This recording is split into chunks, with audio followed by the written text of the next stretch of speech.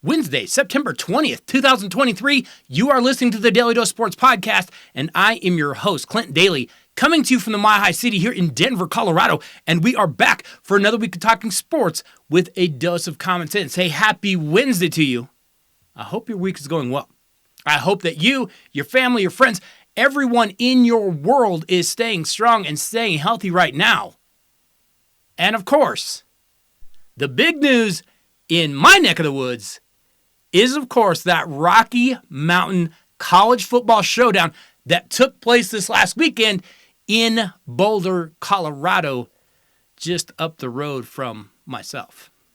You know, we had number 18 at the time, Colorado, hosting unranked and winless Colorado State up in Boulder. Colorado, of course, was a 23.5-point favorite, and I will be totally honest. I kind of got the best of all worlds watching this game. Because, see, my home state of Colorado has this history of primarily really, really awful college football. I mean, a military academy is consistently the best team in the state and has been for decades now. But now we have Coach Prime, Deion Sanders, and his transfer portal roster generating a lot of excitement up in Boulder. I mean, ESPN Game Day was up there. The Rock came and sat on the panel to represent the Colorado Buffaloes. By the way, why was The Rock up there? Does no one remember what he actually did to Colorado when he was at the University of Miami playing football and there was a full-blown bench-clearing brawl up in Boulder between CU and Miami? Yeah, apparently CU fans forgot about that. Lil Wayne put on a little show for the Buffs to come out of the tunnel.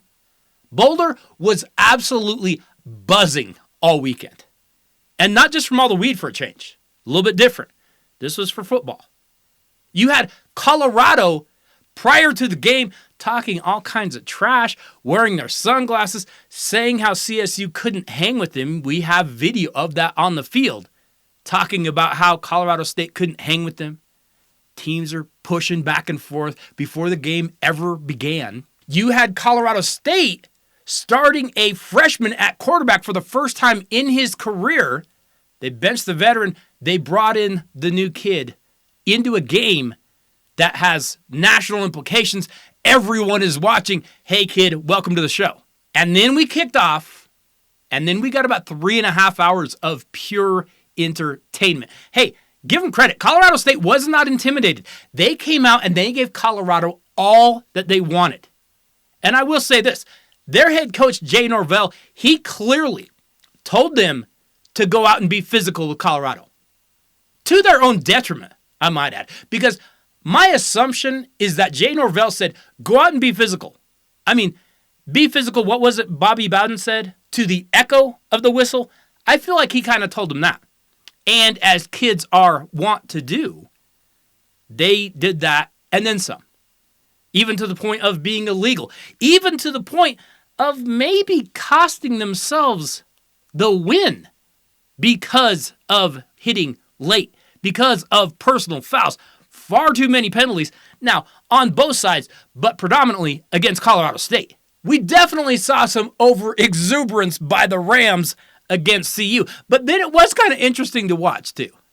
Because for all of the pregame trash talk, for all of the fans saying Colorado State can't hang, for the players on the field, even in the camera, saying they can't hang with us, Colorado State hit CU in the mouth, and the Buffs all started crying, saying, why are they hitting us like this? They're just being mean. It's kind of interesting. I mean, do you really not know? Now, I have been saying all season that Colorado wide receiver / cornerback Travis Hunter, who has been playing both sides of the ball, complete games. He's been playing like 130 plays. He was at serious risk of injury. And of course, he got injured. Now, he got injured on a late illegal hit. But he got hit in the midsection, and now they're saying he has like a lacerated liver or something. He ended up in the hospital. But again, you play 130 plays, you talk a lot of trash, Guys are going to take shots at you. Hey, it was a rivalry game. It was hard hitting. It was a little dirty. Colorado State safety Henry Blackburn, a Boulder kid no less, gave Hunter that late hit that ended his night, and sounds like it's going to cost him a few more weeks too. It wasn't just Colorado State. CU quarterback Shedeur Sanders tried to poke Colorado State linebacker Muhammad Kamara in his eyeballs. Hey, it was chippy. But I'll say this, it was really, really fun. Colorado comes back from down 11 in the fourth quarter to force overtime. It then went to a second overtime. And when Colorado intercepted the freshman quarterback on the final play to win the double overtime thriller, 43-35, the students at Boulder poured out onto the field to celebrate. Let me repeat what I just said. You might not have heard me. The number 18 team in the country that was favored by 23.5 points ran the field for beating the school without a win on the season. And of course, we know CU fans and a lot of the media all said the same thing. Hey, they're just excited. They aren't used to winning. This is all new to them, and they're just having fun. But I'm just watching, and I'm just laughing. I'm just cracking up, going, they ran the field twice this year now for beating, wait for it, Nebraska and Colorado State, two schools that don't have a win on the year. Now, here's the deal for Colorado. Colorado, with Coach Prime, they want to be taken seriously. They're like, hey, we're a serious contender. The next 2 weeks are going to tell us a lot about this Colorado team. They go to Oregon. Autzen Stadium is no joke. And then they will host Southern California. And Colorado wants to convince us, hey, we're legit. We can go to a big bowl game. We can compete with anyone nationally. But if you want to be taken seriously, I'm going to give you some free advice on how to get people to take you a little more seriously as a college football powerhouse. Free advice, take from it what you will. First, if you want to be taken seriously, you can't storm the field for beating who you're supposed to be. Like, Alabama doesn't storm the field if they beat LSU. They expect to beat LSU. Southern Cal doesn't storm the field if they beat Stanford. They plan on beating Stanford. And I know you're saying, but it's all new to us. I understand. I'm trying to teach you. Stay with me. Secondly, if you want to be taken seriously, I don't know if you wear your sunglasses to every single press conference. Like, you might take them off now and again. And that's something that goes forward just in life. I think that applies. If you go to a job interview, you might take the sunglasses, maybe the hat off. Just throwing that out there. Just some life advice that might help you. And I guess my problem with it is it feels gimmicky.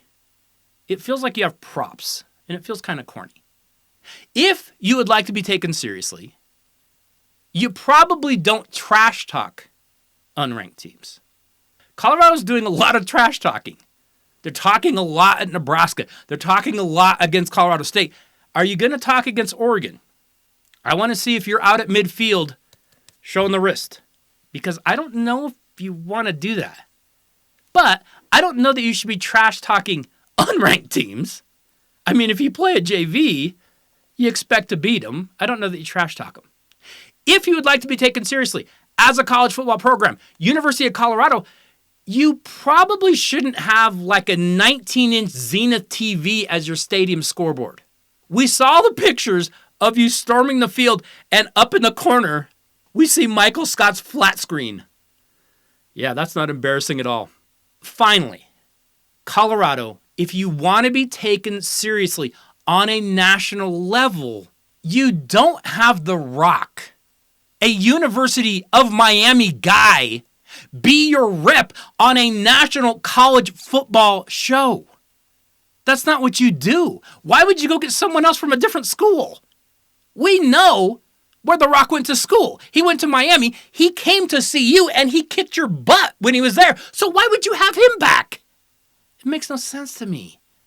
Come on, Colorado. You have some history. Why wouldn't you go to your history? Why wouldn't you go get one of your famous alumni to be on College Game Day?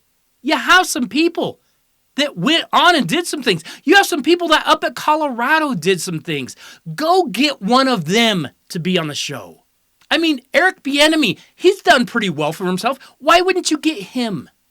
You could have went and got him. He is now the offensive coordinator at Washington. He was in town for the Bronco game. You could have got him. You could have got Katie Hanida. She's probably not doing anything. You go get Ray Caruth. Come on, Colorado. Embrace your past is what I'm saying. Hey, YouTube, we've got a number of things here on The Dose this week. We are handing out some power rankings here on The Dose this week. As the MLB playoffs are coming quickly, we are ranking the top 5 teams in baseball. We are ranking the top 5 teams in college football. And we are ranking both the top 5 and the bottom 5 teams in the NFL. So be sure you go over and check out the full podcast. I will leave a link here in the comments on YouTube for you. Hope you are doing well, YouTube. Hope you enjoyed that CU game. Keep watching this week. I will see you all next Wednesday. Have a great week.